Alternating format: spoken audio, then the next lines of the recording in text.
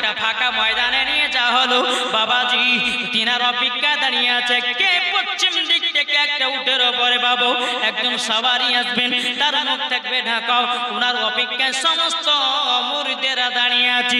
1 ঘন্টা হয়ে যায়, 2 ঘন্টা হয়ে যায়, কিছুক্ষণ পরে বাবাজি ওই ব্যক্তিটা পশ্চিম দিক থেকে উটের উপরে বাবা টুক টুক টুক টুক করে আপনার চলে আসতেছে। আসার পরে বলতেছে, বলে হুজুর আপনার অপেক্ষায় আমরা দাঁড়িয়ে আছি, আমাদের হুজুরের জানাজা নামাজটা পড়িয়ে দিন। বাবাজি যে উটের উপরে উঠেছিল উনি আপনার উট থেকে নেমে হযরত সাফিয়ার কালিয়া রহমাতুল্লাহ আলাইহির জানাজার নামাজটা পড়িয়ে দিলেন।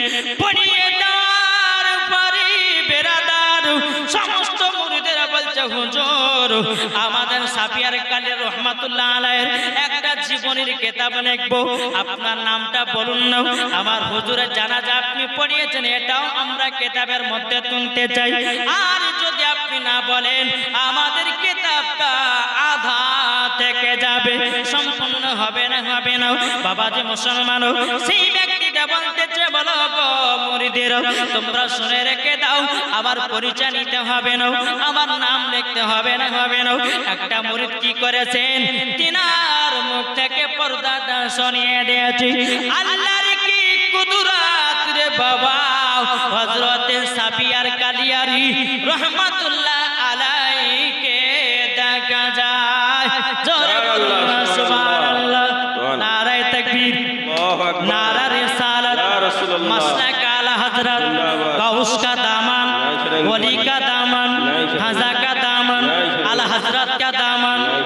এ বাবাজি মুসলমান ভাইরা সমস্ত মুরিদেরা বাবা অবাক হয়ে গেল, কি ব্যাপার আমাদের হুজুর তো খাটের উপর শুয়ে আছে, ইনি আবার দাঁড়িয়ে কেন? কি গো আশ্চর্য হবে না? নিজের জানাজা নিজেই পড়িয়েছে। জোরে বলেন সুবহানাল্লাহ, সুবহানাল্লাহ। এই বাবাজি সমস্ত মুরিদেরা বলছে, বলে হুজুর কি ব্যাপার, আপনার লাশটা একটা খাটের উপরে শোয়াও, আপনি আমাদের সঙ্গে দাঁড়িয়ে দাঁড়িয়ে কথা বলছেন, এটা তো বুঝতে পারলাম না। হযরত সাফিয়ার কালিয়া রাহমাতুল্লাহ আলাইহি বলছে, গো মুরিদেরা তোমরা আমাকে একদিন প্রশ্ন করেছিলে ফানা কাকে বলে, বাগা কাকে বলে। এ আমার মুরিদেরা যে খাটনিতে শুয়ে আছে এটা হলো ফানা, আর তোমাদের সঙ্গে দাঁড়িয়ে দাঁড়িয়ে আমি কথা বলতেছি এটার নাম হলো বাঁকা। নারে তাকবীর, আল্লাহু আকবার, নারে তাকবীর, নারে রিসালাত, নারে রিসালাত, নারে গাউস, नारे गौस, गौस का दामन, ख्वाजा का दामन, नारे तकबीर, नारे रिसालत। या রাসূলুল্লাহ। এই বাবা যে মুসলমান ভাইরা তাইলে বোঝা গেল আল্লাহর ওলিদের পাওয়ার আছে না নাই? হাত তুলে দেখেন না, আল্লাহর ওলিদের পাওয়ার আছে। আর আল্লাহর ওলিদের পাওয়ার আছে বলে এখনো দুনিয়া টিকে আছে। বেশক বেশক সুবহানাল্লাহ। দুনিয়াতে একজন যদি আল্লাহ বলা মানুষ থাকে, আমি দুনিয়াটাকে টিকিয়ে রাখবো। আর যেই দিন দেখবো যে আল্লাহ বলার কোনো মানুষ নাই, সেই দিন দুনিয়াটা ধ্বংস হবে। ভাই একটু চিন্তা ভাবনা করুন, কার কখন মরণের টাইম চলে আসবে কেউ বলতে পারবে না। বলতে পারবে? তাই কই বলতেছে, একদিন তোমায় মরতে হবে, তুমি ভুলে যেও না, হবে মাটির বিছানা গো তোমার আসল ঠিকানা। জোরে হবে মাটির বিছানা গো তোমার আসল ঠিকানা। একদিন তোমায় মরতে হবে, তুমি ভুলে যেও না, হবে মাটির বিছানা গো তোমার আসল ঠিকানা। ইজরাইল ফেরেশতা যেদিন হাজির হবে, সে চল ছাতরি জাতি করো জানবে রবে শেষে, খোদার কাছে করবে দোয়া মুমিন মুমিনা। একদিন তোমায় মরতে হবে, তুমি ভুলে যেও না, হবে মাটির বিছানা গো তোমার আসল ঠিকানা। ঠিক কিনা? কই বলতেছে মানুষ যখন মারা যায়, হ্যাঁ মানুষ যখন মারা যায় ওই মানুষটা বুঝতে পারে যে আমি মারা গেলাম। ওই মানুষটা সমস্ত দুনিয়ার মানুষকে দেখে যে মারা যায়, সে বলে যে ভাই আমি তো মারা যাইনি, আমাকে কেন কবরস্থান নিয়ে যাচ্ছ? কিন্তু ওই মুর্দা ব্যক্তির কথা কোন দুনিয়ার মানুষেরা শুনতে পাবে না। তাই কবি বলতেছেন আপনি জনের কান্না যদি সবই শুনতে পাবে, বুক ফাটবে তো মুখ ফুটবে না, কেমনে জবাব দিবে? আপনি জনের কান্না যদি সবই শুনতে পাবে, বুক ফুটবে তো মুখ ফুটবে না, কেমনে জবাব দিবে? কি করে বুঝাবো তোমায় মনের বেদনা, একদিন তোমায় মরতে হবে, তুমি ভুলে যেও না। হবে মাটির বিছানা গো তোমার আসল ঠিকানা। সুবহানাল্লাহ। তাহলে বাবা যে বোঝা গেল আল্লাহর ওলিদের পাওয়ার কতটা। আচ্ছা বলুন আল্লাহর ওলিদের পাওয়ার কে দিয়েছে? আল্লাহ আল্লাহ। ও মা কালা শুনেছেন মারা দিদি বানাই মা জননীরা, ও গো আমার মা কালো, আমার গসল আজম তিনার মায়ের গর্ভে থেকে 1 নয় 2 নয় 18 পারা কোরআন শরীফ মুখস্থ করেছেন। ও মা জননী আপনাদেরকে বলতে চাই নিজের নিজের বেটাদেরকে সঠিকভাবে মানুষ করুন। এখনকার বাচ্চা বাচ্চা ছেলে বাবা পাগল শফিকের ভিডিওতে। কি গো বেটা কাঁদে মোবাইল দাও, মোবাইলটা নিয়ে ইউটিউবটা খুলে বলছে শফিকের ভিডিও দাও, অমনি বাবা ইউটিউবে ভিডিও চলে আসে। কি জামানা আসলো রে ভাই। বাবাজি মুসলমান ভাইরাও, ও মা কালাম শুনেছেন মারা তিরি বানাই মা জননীরাও, আল্লাহ পাক আল্লাহ তাআলা বলতে জগো আমার বান্দা বান্দিরও, তোমরা যদি সঠিকভাবে বেটা বেটিকে যদি মানুষ করতে চাও, তোমরা গাউসুল আজমকে মনে করো, খাতুনে জান্নাতকে তোমরা মনে করো।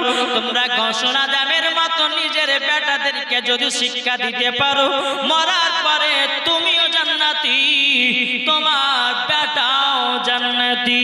সুবহানাল্লাহ সুবহানাল্লাহ। বেশক কি গো ঠিক না? আবার ছোটবেলা থেকে বাচ্চাদেরকে যদি নামাজের দিকে পাঠান, বাচ্চাদেরকে যদি মাদ্রাসায় পড়তে পাঠান, বাচ্চাদেরকে যদি কোরআনের শিক্ষা দেন, বড় হয়ে নেক বান্দা হবে কি হবে না?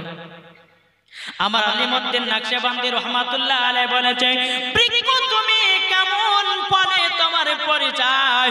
যদি মা নামাজি হয় বেটি নামাজি হবে, মা যদি কোরআন পড়নে वाला হয় বেটি কোরআন পড়নে वाला হবে, মা যদি পর্দা করে বেটিও পর্দা করবে, মা যদি ভালো পথে চলে বেটিও ভালো পথে চলবে, বাপ যদি কোরআন পড়ে বেটাও কোরআন পড়বে, বাপ যদি নামাজ পড়ে বেটাও নামাজ পড়বে, বাপ যদি দান খায়রাত করে বেটাও দান খায়রাত করবে। আমার আলিমউদ্দিন নকশবন্দি রহমাতুল্লাহ আলাইহি বলেছেন বৃক্ষ তুমি কেমন বলে তোমার পরিচয়। এ বাবাজি যেমন গাছ হবে তেমন গাছে ফল ধরবে। সুবহানাল্লাহ। বাবা যদি নামাজি হয় বেটাও নামাজি হবে, না হবে না? এখন বাপ নামাজ পড়ে না, ছেলেকে নামাজের কথা বলবে কেমন, তাই না? বাপ যদি নামাজ পড়তে বেটা দেখে আমার আব্বা নামাজ পড়তে আমিও যাই, বাপের দেখা দেখিতে সকলে যাবে নামাজ পড়তে। তাই বাবা যে মুসলমান মা খালা আপনাদেরকে বলতে চাই বেটা বেটিদেরকে মানুষ করুন সঠিকভাবে। যে গাউসুল আজম মায়ের গর্ভে থেকে 18 পারা কোরআন শরীফ মুখস্থ করেছিলেন, ইনি ছিলেন উম্মুল খায়র ফাতিমা। জোরে করুন সুবহানাল্লাহ সুবহানাল্লাহ। তিনার গর্ভে থেকে আমার গাউসুল আজম 18 পারা কোরআন শরীফ মুখস্থ করেছেন। আমার মা বোনদেরকে বলতে চাই বেটা যখন জন্ম দেবে, বেটা বেটি যখন দুনিয়া জন্ম নেবে, যখন আব্বা মা বলতে শিখবে তখনই আল্লাহ এবং নবীর নামগুলো শিখাবে।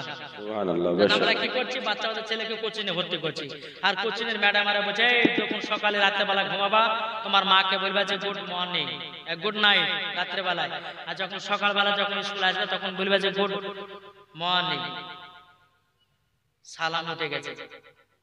এখন ইহুদিদের বাবা চক্রান্ত যে মুসলমানের মুখ থেকে সালাম কেড়ে নেবে। এখন হোয়াটসঅ্যাপে দেখায় যে হ্যালো হাই হ্যালো হাই, কিন্তু না, হোয়াটসঅ্যাপে কাউকে যদি চ্যাট করেন সর্বপ্রথম আপনি কি করবেন? সালাম দিবেন। আর যখন মোবাইলকে ফোন করবেন আমাদের হ্যালো ছাড়া তো কোনো কথাই নেই। এই হ্যালো ভাষাটা হচ্ছে বাবা ইহুদিদের ভাষা। বোঝা গেছে কিছু? যখনই কেউ ফোন করবেন আসসালামু আলাইকুম, কেউ বলছেন ভাই, ফোন ধরা ধরে সালাম দিতে হবে। বেরাদুল ইসলাম মুআদ্দাস সামানি কিরাম, আসুন এই রকম ভাবে আমরা দুনিয়াতে যখন চলবো, মরার পরে আল্লাহ পাক আল্লাহ তাআলা আমাদেরকে জান্নাতে দিবে। একটু জোরে বলুন সুবহানাল্লাহ। আসুন, তাই আপনাদেরকে আমি বলতে চাইলাম যে আল্লাহর ওলিদের পাওয়ার আল্লাহ দান করেছেন। তাই আপনাদেরকে বলতে চাই, আল্লাহর ওলিদেরকে যদি মহব্বত করেন বাবা, যে নবীকে পাওয়া যাবে, আর নবীকে পাওয়া গেলে পরে খোদাকে পাওয়া যাবে, আর খোদাকে যদি পাওয়া যায় আপনার জন্য জান্নাত ওয়াজিব হয়ে যাবে। একটু জোরে বলুন সুবহানাল্লাহ। একবার জোরে বলুন আল্লাহুম্মা সাল্লি আলা সাইয়্যিদিনা ওয়া মাওলানা মুহাম্মদ ওয়া আলা আলি সাইয়্যিদিনা মাওলানা মুহাম্মদ। বলতেছে হযরত ইউসুফকে দেখে যারা আঙ্গুল কেটেছে, জোরে হবে না? সুবহানাল্লাহ সুবহানাল্লাহ। আমার কথা কি বুঝতে পারছেন না? হযরত ইউসুফকে দেখে যারা আঙ্গুল কেটেছে, হযরত ইউসুফ আলাইহিস সালামের এত চেহারা, মহিলারা বাবাজি তাদের হাতে একটা করে বাবাজি আপেল দিয়েছে। আপেল দেওয়ার পরে ইউসুফ আলাইহিস সালামের দিকে তাকিয়েছে। আপেল কাটতে কোন কিতাবে আছে আপেল, কোন কিতাবে আছে লেবু। হ্যাঁ বাবাজি, আপেল হোক বা লেবু হোক, কাটতে ইউসুফ আলাইহিস সালামের চেহারার দিকে তাকিয়েছে। কাটতে ওদের আঙ্গুল পার হয়ে গেছে, তবুও বুঝতে পারে না হযরত ইউসুফ আলাইহিস সালামের চেহারার দিকে চেয়ে তাকিয়ে আছে কে? সুবহানাল্লাহ সুবহানাল্লাহ। মহিলারা জোরে বলুন সুবহানাল্লাহ সুবহানাল্লাহ। বলতেছে হযরত ইউসুফকে দেখে যারা আঙ্গুল কেটেছে তারা কি আমার নবীর রূপ দেখেছে?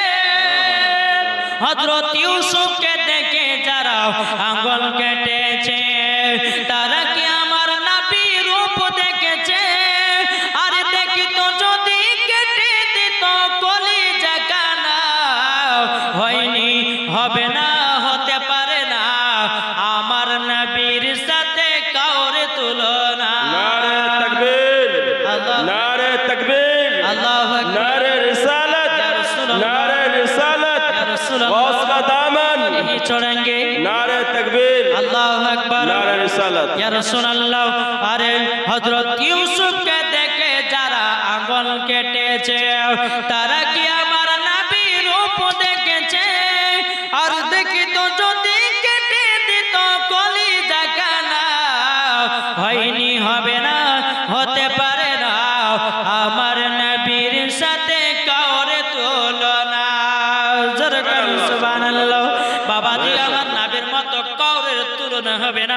আল্লাহ পাক আল্লাহ তাআলা বলছে খাতামান নবিয়্যিন, আমি আমার নবীকে আখির জামানার নবী করে পাঠিয়েছি, ইনার পরে আর কোনো নবী আসবে না। সুবহানাল্লাহ, বেশক বেশক। এটা জোরে বলবেন না সুবহানাল্লাহ। সুবহানাল্লাহ সুবহানাল্লাহ। খাওয়া দাওয়া শুরু করে দিয়েছে নাকি? ও, তার জন্য উঠে পালাচ্ছে, বুঝতে পারছি তো।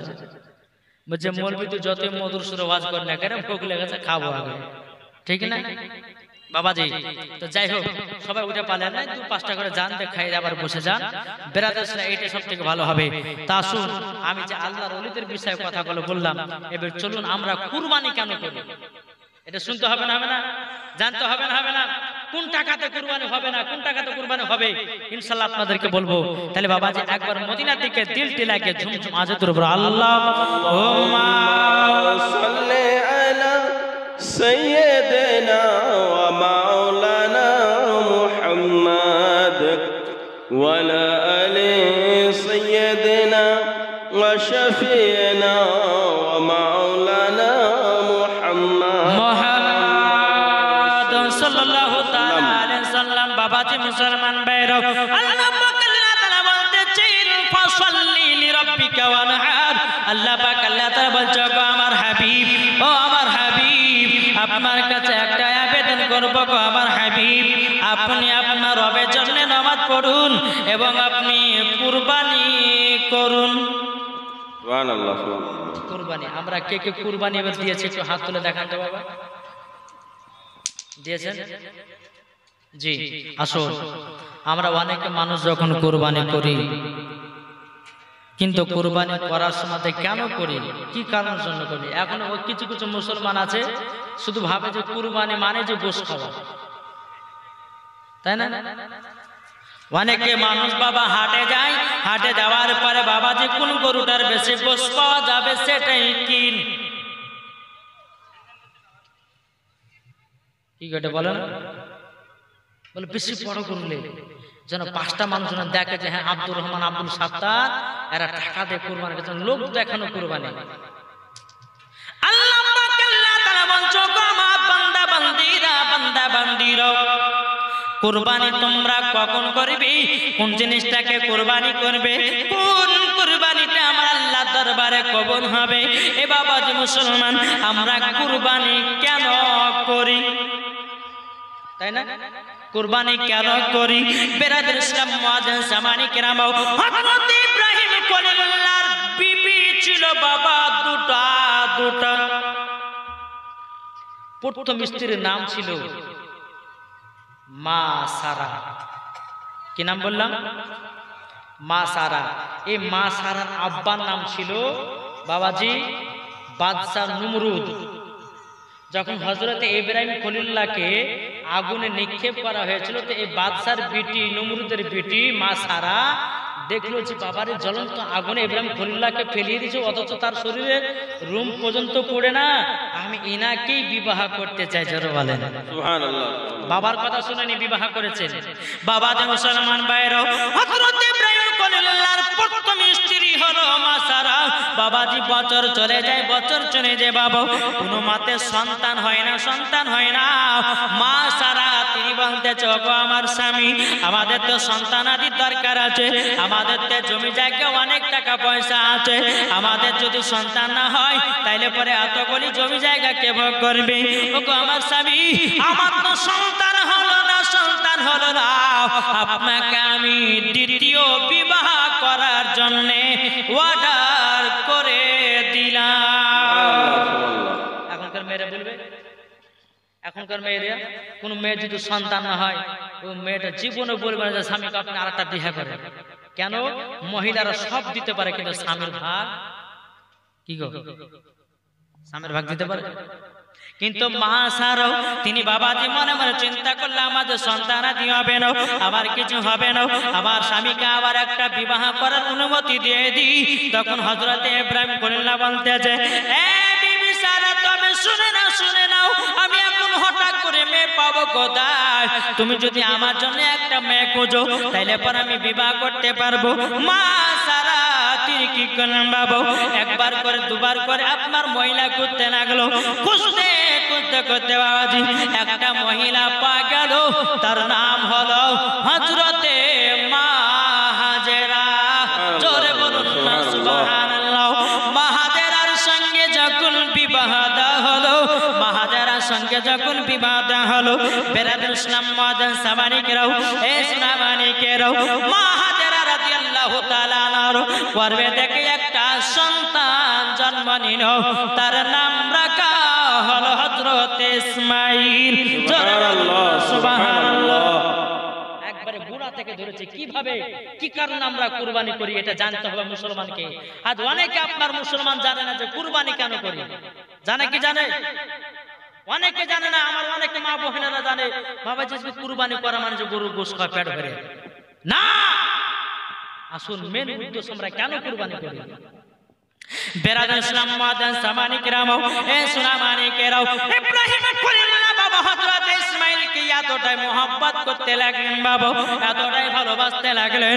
আল্লাহ পাক আল্লাহ তাআলা একদিন ফেরেশতাদেরকে বলতেছে, এ ফেরেশতা দেখো দেখো, আচ্ছা আমার ফেরেশতা তোমরা একটু বলো না ইব্রাহিম খলিলুল্লাহ আমাকে বেশি ভালোবাসে না তার পুত্র সন্তান ইসমাঈলকে ভালোবাসে? বাবাজি মুসলমান, আল্লাহর ফেরেশতারা বলতেছে, বলে আল্লাহ ইব্রাহিম খলিলুল্লাহ তার বেটা ইসমাঈলকে খুবই ভালোবাসে। আল্লাহ বলছে, বলে না ইব্রাহিম খলিলুল্লাহ আমাকে ভালোবাসে।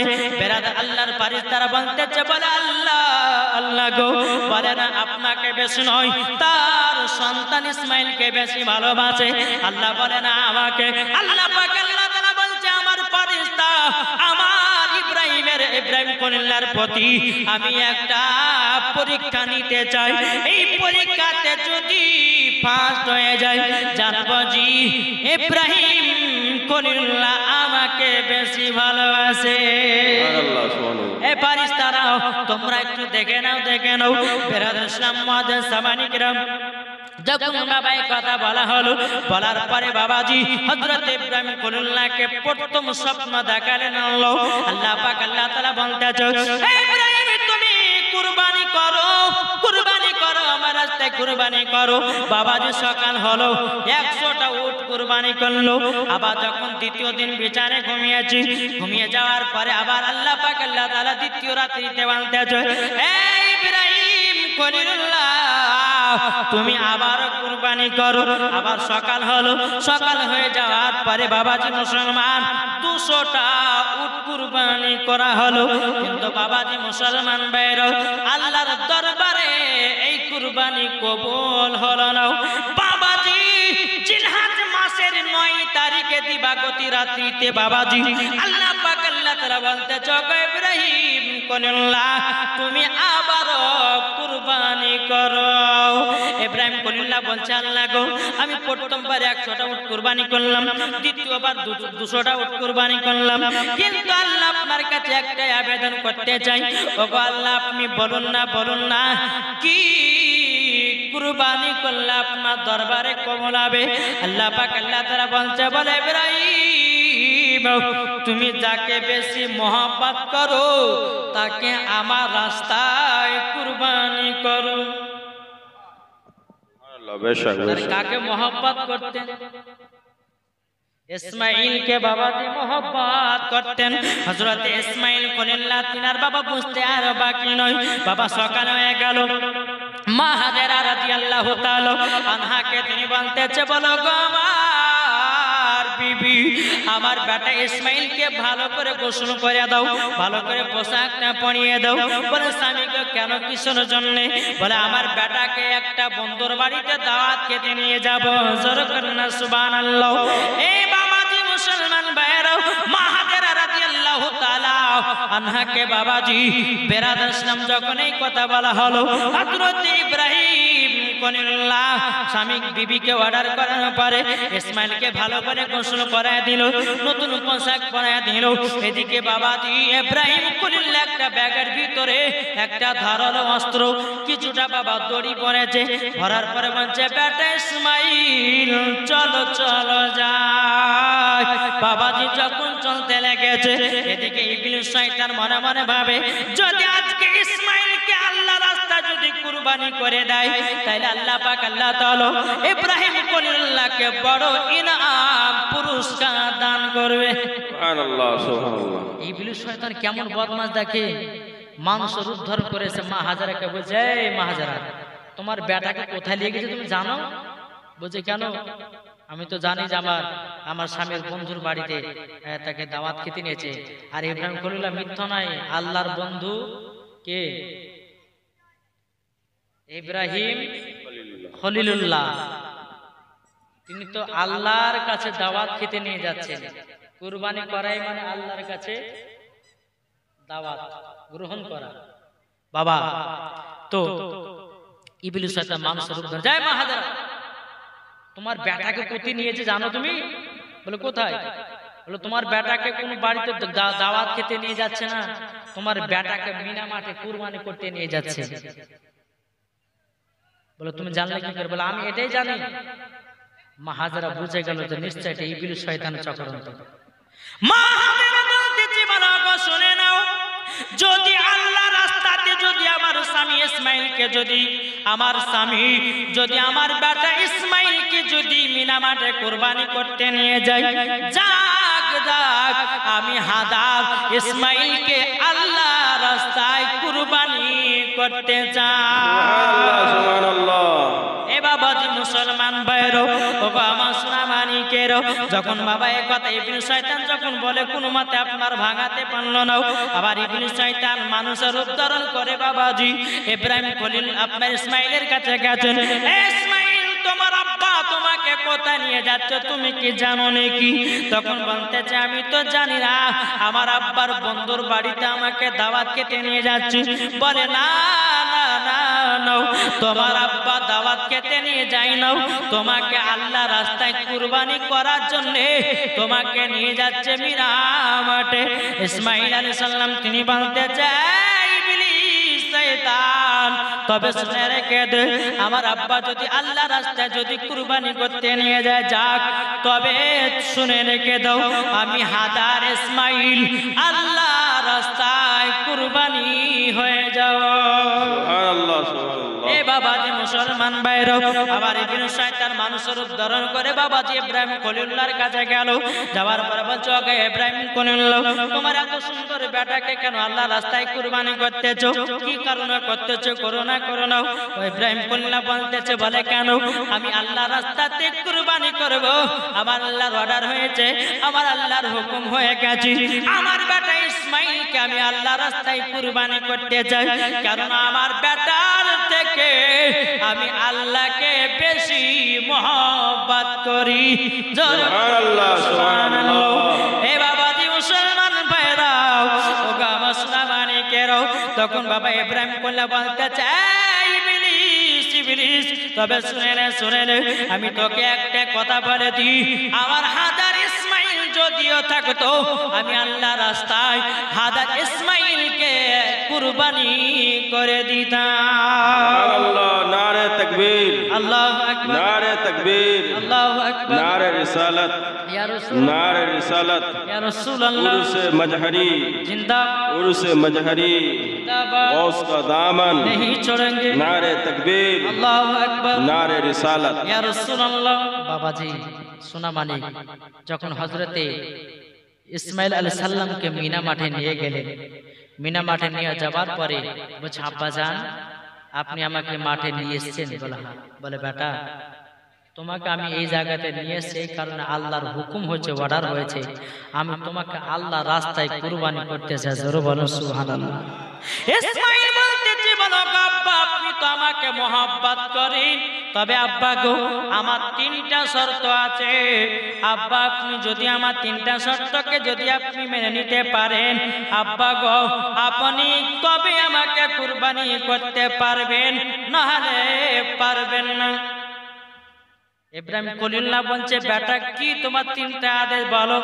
বলো আব্বা জান, আব্বা জান আপনি তো আমাকে মোহাব্বত করেন, আপনি যখন আমার গলাতে ছুরি চালাতে যাবেন যদি আপনার চোখটা খোলা থাকে আপনি জীবনও ছুরি চালাতে পারবেন না। এক নাম্বার হলো আপনি যখন আমার গর্দান কাটবেন আল্লাহ রাস্তায় কুরবানি করবেন আপনার চোখে একটা পট্টি লাগায়া নেবেন। দ্বিতীয় নাম্বার বলো গো আব্বা আমার মাথার চুলগুলো তো অনেক বড় বড় রয়েছে, বলো আব্বা গো আমার মাথার চুলগুলোকে আপনি নাড্ডা করে দিবেন। তিন নাম্বার হলো বলো আব্বা গো দড়ি দিয়া আমার হাত পাগুলোকে বেঁধে দিবেন। ও আব্বা জান, আব্বা জান আমি যখন ছটপট ছটপট করব তখন আব্বা আপনার মনটা খারাপ হয়ে যাবে। বিরাদর ইসলাম মুআজ্জিন সামানি কিরাম, হযরত ইব্রাহিম খলিলুল্লাহ তিনি বলতেছে বলো বেটা ইসমাঈল তবে চিন্তা নয় আমি তোমার তিনটা কথাকে মেনে নিতে রাজি। জোর কন্না সুবহানাল্লাহ।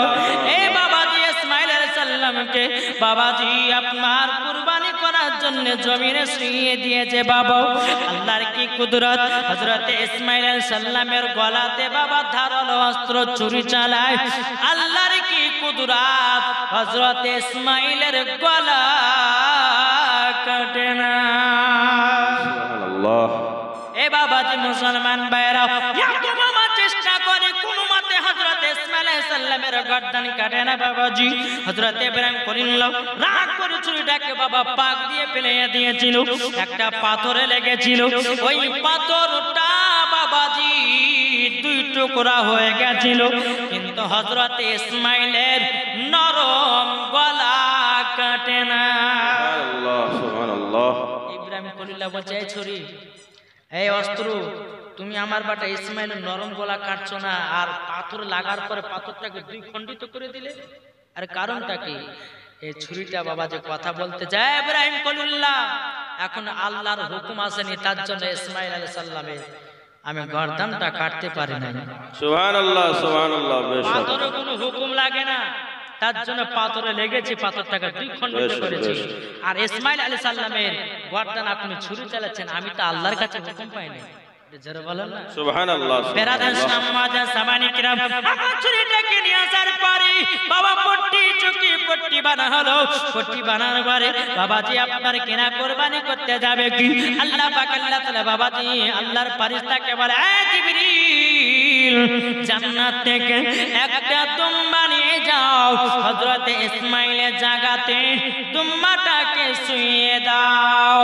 বাবাজি মুসলমান যখন হযরত ইসমাইল সাল্লামকে উঠায় আনা হলো, বেরাদার উঠিয়ে নেওয়ার পরে আল্লাহ তরফ থেকে জান্নাত থেকে দুম্বা আপনার কিনা শুইয়ে দেওয়া হলো। এদিকে বেরাদার ইব্রাহিম কলিল তিনি আপনার ছুরি চালাতে লাগলো। আল্লাহু আকবার আল্লাহু আকবার লা ইলাহা ইল্লাল্লাহ আল্লাহু আকবার আল্লাহু আকবার ওয়ালিল্লাহিল হামদ। এ বাবাজি হযরত ইসমাইল আলাইহিস সালাম তিনার আব্বার পাশে দাঁড়িয়ে দাঁড়িয়ে আল্লাহু আকবার পড়তে লাগলো। একটু জোরে বলা যাবে কি? সুবহানাল্লাহ আল্লাহু আকবার আল্লাহু আকবার লা ইলাহা ইল্লাল্লাহ আল্লাহু আকবার আল্লাহু আকবার ওয়ালিল্লাহিল হামদ আপনার পড়তে লাগলো, আপনার তাকবীর দিতে লাগলো। বাবাজি যখন কুরবানি হয়ে গেল, হযরত ইব্রাহিম খলিলুল্লাহ চোখের পট্টিটা খুলে দেখতেছে হযরত ইসমাইল আলাইহিস সালাম তিনার আব্বার পাশে দাঁড়ায় আছে।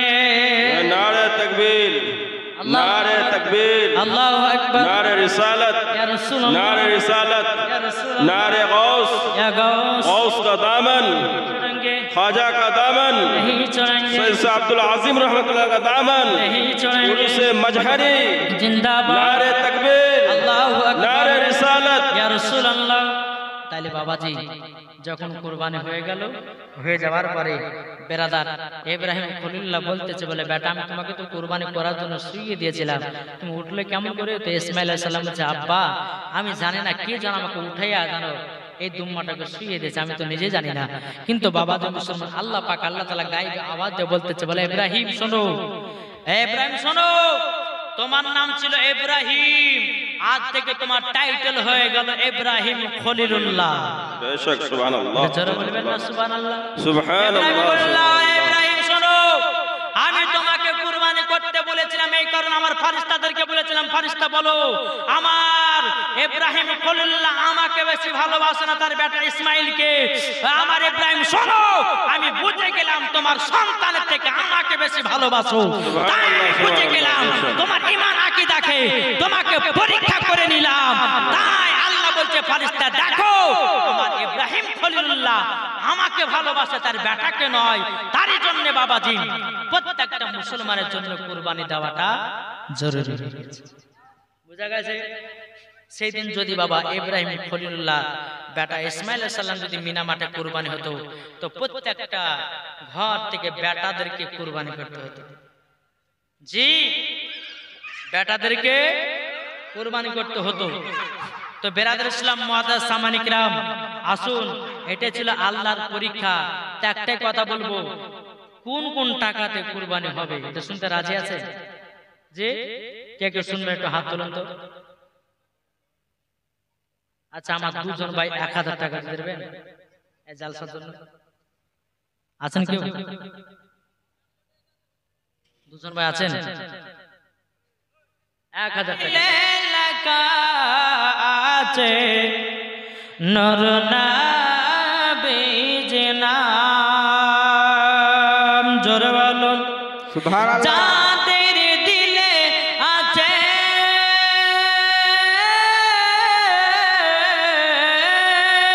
যাদের দিলে আছে নূর নবীর নাম, যাদের দিলে লেখা আছে নূর নবীর নাম, নবীজি রওজায় গেলে যাব সোনার মদিনা। কি নাম?